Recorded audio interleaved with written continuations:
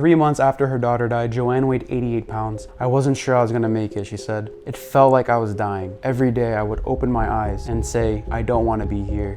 I don't want to be here.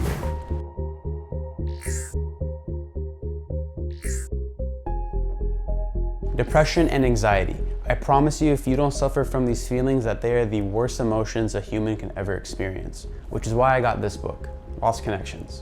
If you dream of solving your depression problems, then you really ought to give this book a chance. So 2 main things to cover about this book that I think people with depression need to know are: 1, the truths about antidepressants, and secondly, the external factors that cause depression in the first place. First and foremost, let's address something that the author tackles pretty strongly early on in this book, and that's the myth of depression.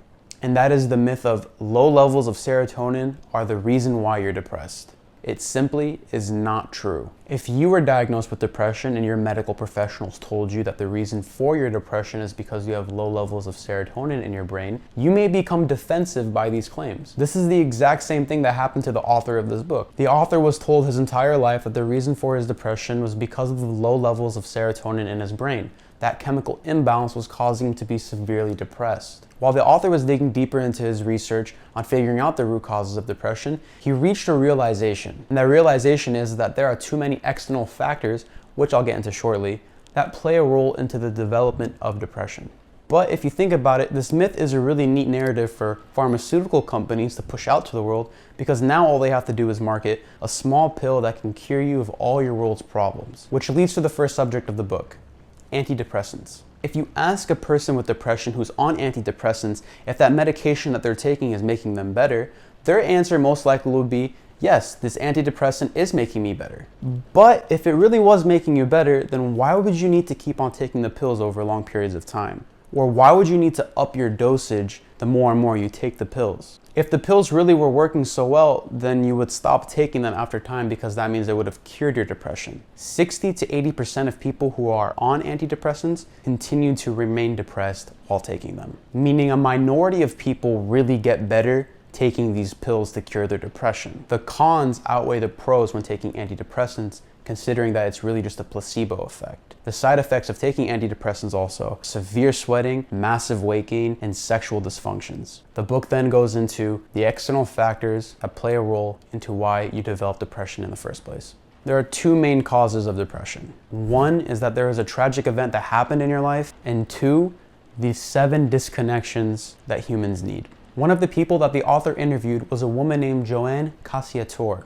3 months after her daughter died, Joanne weighed 88 pounds. I wasn't sure I was gonna make it, she said. It felt like I was dying every day. I would open my eyes, if I slept, and say, I don't want to be here. I don't want to be here. Tragic events such as those are the reasons why people develop depression and anxiety in the first place. And it's no wonder. The loss of a loved one is absolutely astronomical. Now, there are 7 disconnections as to why human beings develop depression in the first place. And that is disconnection from meaningful work, disconnection from other people, from meaningful values, from childhood traumas, from status and respect, from the natural world, and lastly, from a hopeful, insecure future. So let's start with the first one, disconnection from meaningful work. If you feel like you're just going through the motions of your job, not really doing anything new and exciting, you know it's going to be routine. There's no meaning behind your work. There's no value behind it. It eventually leads you down a path to feeling like you have no purpose. It's a dead end. There's nowhere to improve in your life at that job. And I get it. You may be there because you don't have any other skills or because it's paying the bills. But just keep in mind that it can lead you down a path of feeling like you have no purpose. So number 2, a disconnection from other people. In today's time, we think that we're so connected through social media, but people today say that they are the most lonely they've ever felt in human history. We're surrounded by people all the time, but we're not connected with those people. Find someone, talk to them, build strong relationships with people.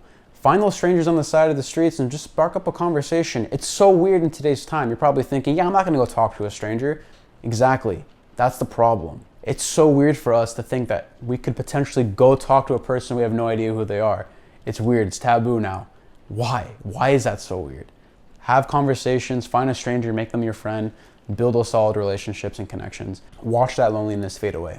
Okay, number 3, disconnection from meaningful values. Look at the people that you're surrounding yourself with and look at the jobs that you're doing constantly. Do they add value? Are they making you better? Are you working towards a goal, or are you working towards pleasing other people? Do you have a purpose in life? Do you know your purpose in life? If not, why not? And if you don't, let's work towards finding it.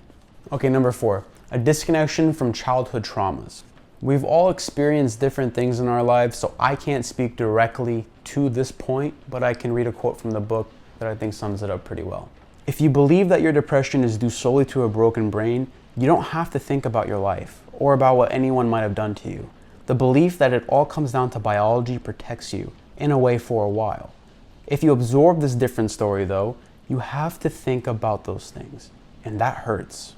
The point the author is trying to make is, yes, those childhood traumas can be very hard to talk about now, but you need to confront those fears and feelings so you can eventually get over them. Talk with a medical professional, such as a therapist, someone you trust, a best friend, a mom, a dad.